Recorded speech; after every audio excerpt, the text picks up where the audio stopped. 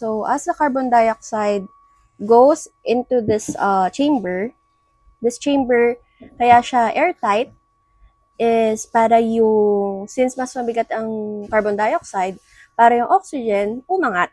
So, once umangat yung oxygen, lalabas yung oxygen, mapupunta dito, may ipon siya dyan. As you can see, ang bilis lang, and para lang silang natutulog. And as for gaano katagal, I would usually just check, may gumagalaw pa ba? Double check. If wala na, I would wait for maybe a minute or two just to ensure na completely dead sila. Kasi ayoko naman sila pahirapan na, alam mo yun, nag-come back to life sila tapos just to undergo through that process again. Yan, I will just give it a shake to see if may magre-response. Since that looks good, papatayin ko na to.